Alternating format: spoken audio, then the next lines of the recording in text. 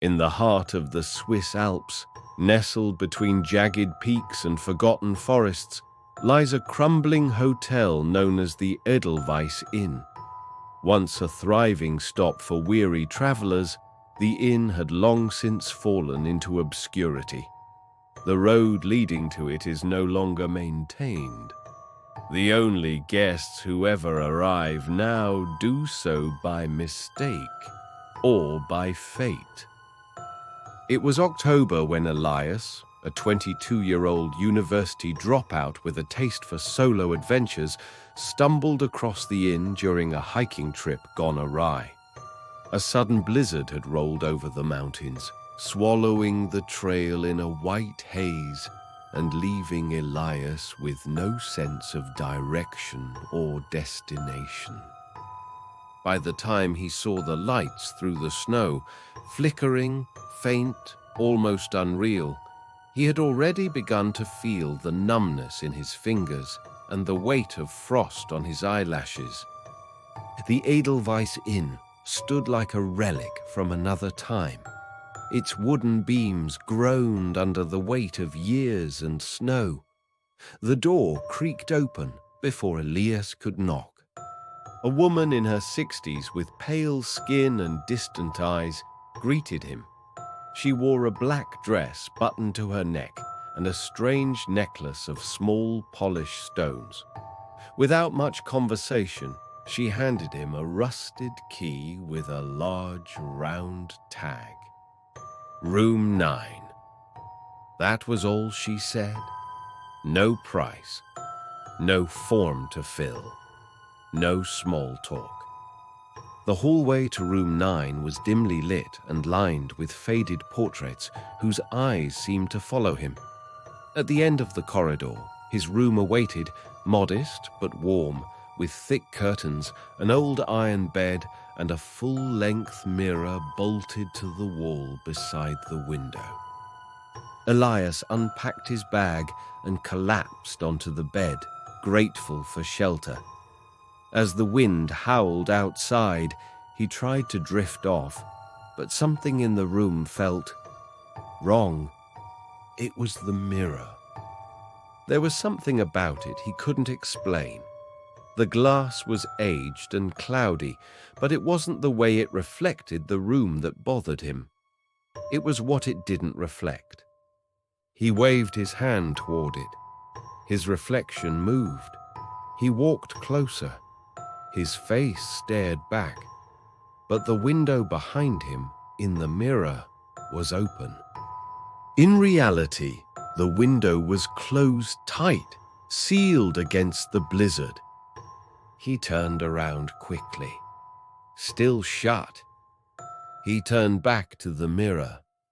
Now, the reflection of the bed was empty. He should have seen himself standing in front of the mirror, but he didn't. He blinked, rubbed his eyes. His reflection returned. Shaken, Elias turned off the lamp, deciding he was simply tired, his mind playing tricks in the flickering candlelight. He lay back and forced himself to sleep. But sleep did not come easily. In the middle of the night, a loud creak echoed from the hallway, then another. Footsteps. Slow, deliberate, as if someone or something was walking barefoot across the creaking wooden floor. They stopped directly outside his door. Elias held his breath. Silence. Then a scratch. A long, deliberate drag of fingernails against the wood. He sat up, and the doorknob began to turn, but it didn't open. Instead, the handle twisted one way, then the other, then stopped. Elias sprang from the bed and reached for the lamp. He flicked it on and saw the mirror. A shadow stood behind him in the glass. He spun around. No one. He looked back. The mirror now reflected the door wide open, The hallway bathed in unnatural red light, and at the threshold a figure stood. Not in his room, but in the mirror's version of it. A woman in a white gown, barefoot, her face pale and hollow, her eyes black and endless. She raised one hand, long and bony, and pointed at Elias. He fell backward, gasping. The breath ripped from his lungs. The mirror began to shimmer, ripple, and the woman began to step through.